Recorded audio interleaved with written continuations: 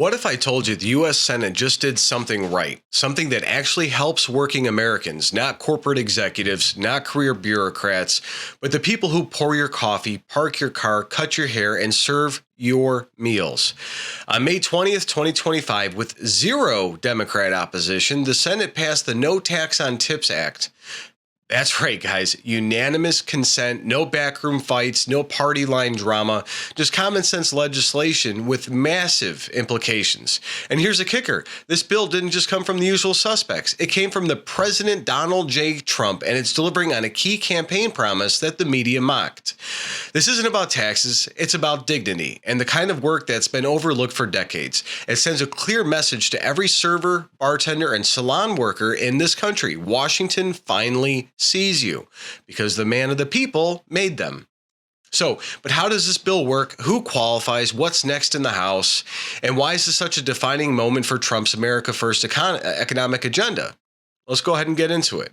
So my name's Tom. I'm with the Daily Beltway, publisher of the Illinois Review and a White House correspondent for the Next News Network.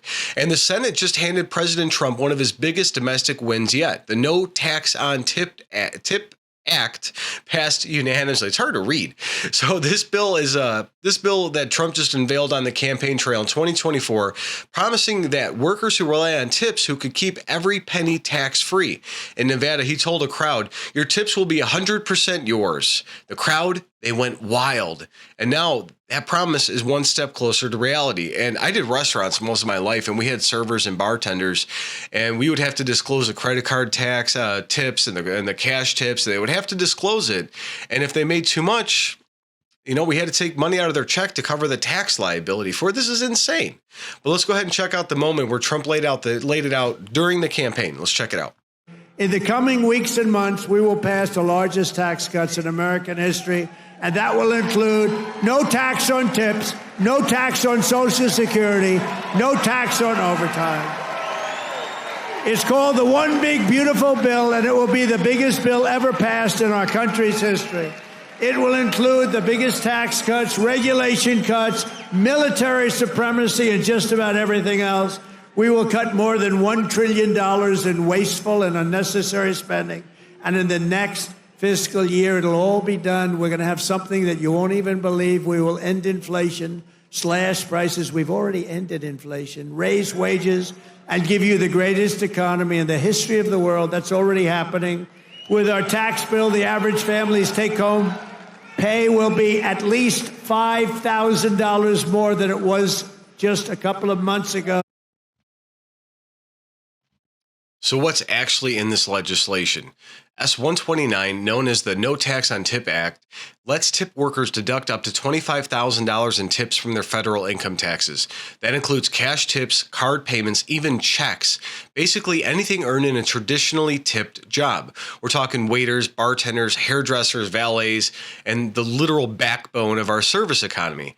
There's a cap on this to keep it targeted. If you made over $160,000 last year, you're not eligible. But the bill also stops high earners from pretending income is tip-based to game the system. Smart. It even expands business credit for employers who cover Social Security taxes on tipped wages and adds beauty services into the mix. So who benefits? There's about 4 million workers nationwide. Most of them don't earn enough to owe a lot in taxes. But for those that do, the average savings could be around $1,800 a year. That's groceries, that's rent, and that's life. In Florida, where over 1 million jobs rely on tourism, the impact could be massive. Same goes for Nevada. There are folks who kept working through the lockdowns, inflation, and now they're finally getting a break. Remember the mandatory workers that they wouldn't let go home while everybody else who had cushy office jobs got to stay at home? This is how you tell them that they're essential. For employers, it's a recruitment tool. The National Restaurant Association called it a competitive advantage. At a time when restaurants and salons are struggling to find staff, this could bring workers back. So let's talk about costs. Critics say this could add $100 to $250 billion to the deficit over 10 years. But the Republicans argue it's worth it. And in part, and part of a bigger plan to cut $4.5 trillion in taxes overall. It fits neatly into the one big, beautiful bill moving through the House. And of course, some on the left are whining about fairness, saying retail workers don't benefit. But guess what? The bill doesn't punish work, it rewards it. The guy working 10 hours on his feet serving tables deserves a break. I was that guy. Right now, the House is reviewing H.R. 482, the companion bill. Speaker Mike Johnson is expected to include it in the broader GOP tax package. There may be some back and forth over budget offsets, but the support is strong. And the bottom line, this is a Trump win. It's a win for working Americans, and this is just the beginning. So if you guys got value from this update, go ahead and tap subscribe, hit the comments, share it with some friends. We're a growing channel, just started getting going on this again. But let's get to why this really matters. So this bill isn't about smart policy, it's good politics. It proves that conservatives don't just talk about helping workers, we actually do it. While the left wants to expand government and hand out subsidies, Trump delivers targeted relief that empowers the people who keep this country moving. The waitress, the bellhop, the barber, those aren't Wall Street investors or Washington insiders. They're citizens of this republic. They work hard, they make their way, and they deserve to keep the money they earn. And then also, to discredit the others, this isn't charity. It's not a bailout. It's a tax cut for the right people, not the billionaires, not the corporate executives. These are the ones that work for their money, not the ones living off of this system. And it's not just about saving a few bucks on taxes. It's about restoring dignity to work. It tells tip workers, we see you. And more importantly, we value you.